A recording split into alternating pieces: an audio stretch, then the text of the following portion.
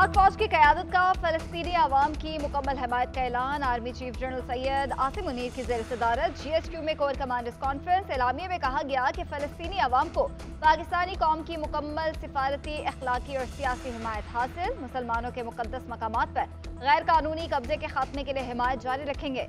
मुआशी बहाली के लिए हुकूमत पाकिस्तान को हर मुमकिन मुआवनत फराहम की जाएगी। आर्मी चीफ का कहना था कि स्मगलिंग माफिया और कार्टल्स के खिलाफ कार्रवाइयाँ बढ़ाई जाएंगी।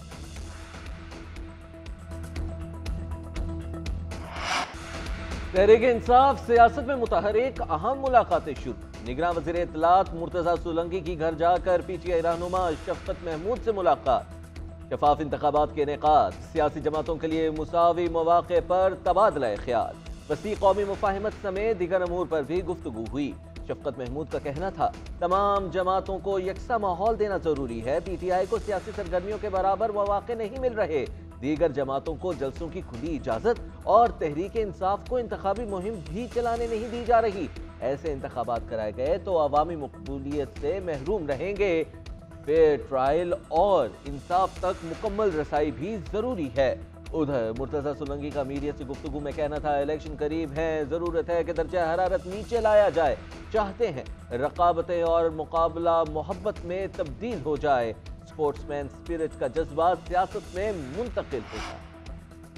पाकिस्तान तहरीक इंसाफ के वफ़द की सदर आरिफ अलवी से मुलाकात। PTI वफ़द ने सदर को निगरान हुकूमत के खिलाफ शिकायत के अंबार लगा दिए। कहा PTI को सियासी सरगर्मियों की इजाज़त नहीं दी जा रही है। वफ़द ने चेयरमैन PTI के साथ सलूक और दीगर रहनुमाओं के खिलाफ मुबैना इंतकामी कार्रवाइयों बारे भी आगाह किया। वफ़द में PTI के सेक्रेटरी इत्तलात रऊफ हसन और उमैर नियाजी शामिल थे।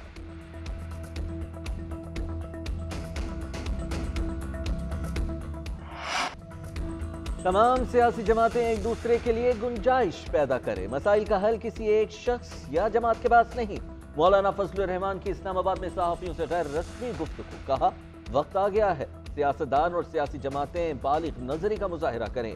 आपस में गुंजाइश का फायदा किसी एक जमात को नहीं, तमाम सियासी जमातों को होगा। आसिफ अली जरदारी के साथ सियासी इख्तलाफात के बावजूद पुराने ताल्लुकात हैं। सियासी मौक़िफ़ देना सबका हक है, मगर अव्वलीन तरजीह पार्लियामेंट की बालादस्ती है।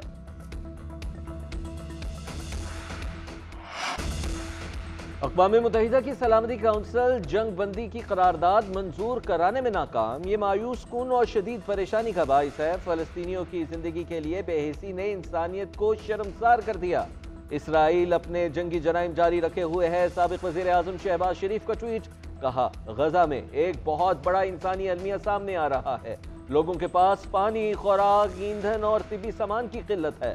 मुस्तफ़ा कमाल की फ़लस्तीन के मामले पर कराची वालों से मुत्तहिद होने की अपील।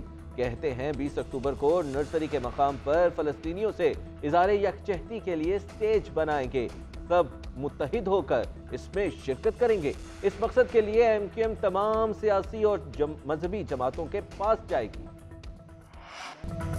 गजा में इंसानी बुनियादों पर जंगबंदी का मुतालबा करने वाले मुल्कों में इसराइल का नाम। सलामती काउंसिल में मुज़हक़ा ख़ेज़ सूरत हाल पैदा होगी। ब्राज़ील के नुमाइंदे ने सलामती काउंसिल के मुसव्वदे के हामी मुल्कों की फहरिस्त पढ़ी, जिसमें इसराइल का नाम भी शामिल था। ब्राज़ील के नुमाइंदे ने नाम पढ़ा तो खुद भी हैरान रह गए। साथ ही मंदूब की जानिब से तवज्जो दिलाने के बाद खुद को दुरुस्त करते हुए कहा कि इसराइल इन मुल्कों की फहरिस्त में शामिल नहीं है।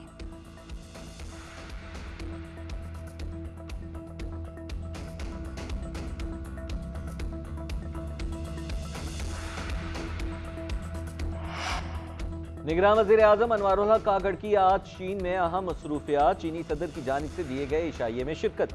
वज़ीर आज़म की आज चीन में अहम मुलाकातें स्केजुअल हैं। रूसी सदर व्लादिमीर पुतिन से मुलाकात भी करेंगे। पाक रूस ताल्लुकात, तिजारत, खित्ते और मशरिक़ वस्ता की सूरत हाल पर बातचीत भी होगी।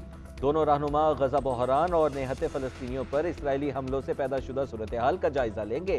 कल वज़ीर आज़म बेल्ट एंड रोड फोरम की इफ्तिताही तक़रीब में शिरकत भी करेंगे। चीनी सदर शी जिनपिंग और वज़ीर आज़म ली कीचियांग के साथ भी कल मुलाकात स्केजुअल है।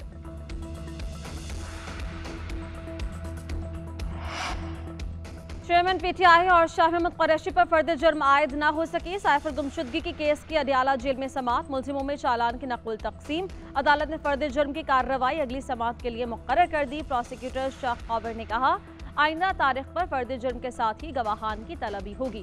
केस की समाअत 23 अक्टूबर तक मुलतवी। पीटीआई की कानूनी टीम का फर्द जुर्म रोकने के लिए बरियत की दरख्वास्त दायर किए जाने का इम्कान। ज़राए के मुताबिक कानूनी टीम ने गुज़श्ता रोज ही बरियत की दरख्वास्त तैयार कर ली।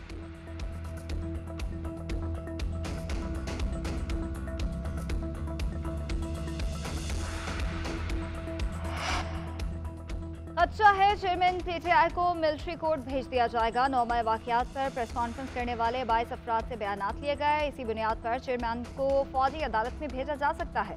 वकील सफाई शेर अफजल मरवत कहते हैं चेयरमैन पीटीआई और शाह महमूद को आज भी पिंजरे में लाया गया। जज साहिब ने कहा अगली समाअत बड़े कमरे में होगी। सलमान सफदर का कहना है कि चेयरमैन ने जेल ट्रायल के खिलाफ खारिज दरख्वास्त को चैलेंज करने की हिदायत की है। अदालत से इस्तदा की कि मुनासिब और शफाफ कार्रवाई होनी चाहिए। जेल ट्रायल में शफाफियत बरकरार नहीं रखी जा सकती।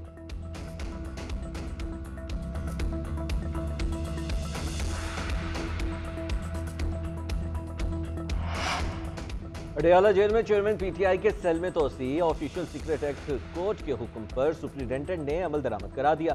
चेयरमैन का सेल 35 फीट से बढ़ाकर 60 फीट कर दिया गया। ज़राए के मुताबिक चेयरमैन ने घर के खाने और वर्जिश के लिए साइकिल फराहम करने की दरख्वास्त की। जज अबुल हसना जुल्करनैन ने कहा कि जेल में खाना मुहैया करने की जिम्मेदारी जेल हुकाम की है। वर्जिश के लिए मैनुअल के तहत सामान फराहम करने का हुक्म दे दिया।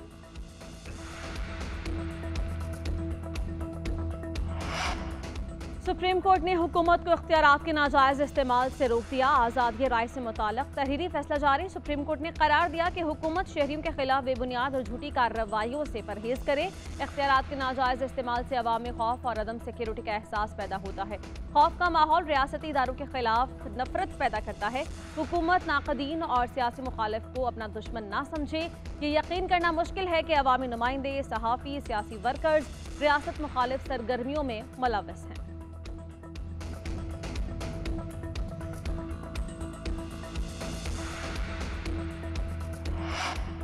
वफाकी हुकूमत की नैब तरमीम के फैसले के खिलाफ अपील दायर करने के लिए मोहलत की इस्तदा। सुप्रीम कोर्ट ने वफाकी हुकूमत को 15 दिन का वक्त दे दिया। अटॉर्नी जनरल का कहना है कि नैब तरमीम के फैसले के खिलाफ अपील के लिए कुछ मजीद ग्राउंड्स शामिल की जा रही हैं।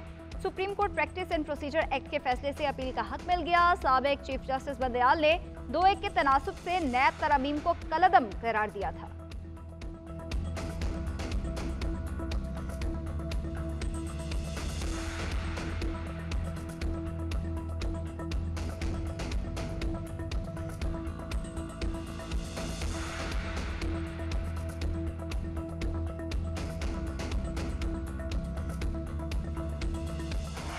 नवाज शरीफ का इस्तकबाल करें और जन्नत का टिकट कटवाएं।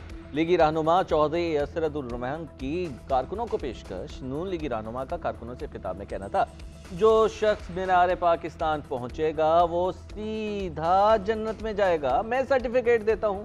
दूसरी जानिब नवाज शरीफ की वतन वापसी के रहनुमाओं ने खुसूसी मलबूसात तैयार करा लिए। मरियम नवाज भी 21 अक्टूबर को खुसूसी लिबास ज़ेबतन करेंगी। हिना परवेज भट्ट ने यूथ टीम के साथ मलबूसात की तस्वीर शेयर कर दी। सिंध हुकूमत का बड़े पैमाने पर पेंशन इस्लाहात का फैसला। वज़ीर-ए-आज़म के मंजूरी से वज़ारत खजाना ने तरामीम तैयार कर ली। एक से ज़ायद पेंशन लेने पर पाबंदी आयद करने का फैसला। रिटायरमेंट के बाद दोबारा मुलाजमत की सूरत में पेंशन नहीं मिलेगी। दस्तावेजात के मुताबिक दोबारा मुलाजमत की सूरत में पेंशन या तनख्वाह में से एक का इंतखाब करना होगा। फैमिली पेंशन भी महदूद की जाएगी, 10 साल तक मिलेगी। फैमिली पेंशन की 10 साल पाबंदी का इत्तलाक शोहदा के अहले खाना पर नहीं होगा। सालाना इजाफा बुनियादी पेंशन पर होगा। क़ब्ल वक्त रिटायरमेंट लेने वालों की पेंशन में 60 साल की मुद्दत तक 3% कटौती होगी। काबीना की मंजूरी के बाद तरामीम का इत्तलाक होगा।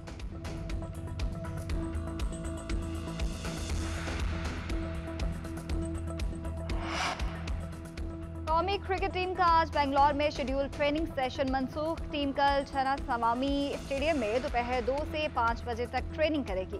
कौमी टीम के 2 खिलाड़ी ऑस्ट्रेलिया से मैच से कबल फिट हो गए। ओपनर फखर जमान और स्पिनर उसामा मीर के अगला मैच खेलने का इम्कान। फखर जमान घुटने के दर्द और उसामा मीर बुखार में मुब्तला थे। कौमी टीम का अगला मैच बेंगलोर में ऑस्ट्रेलिया के साथ 20 अक्टूबर को शेड्यूल है।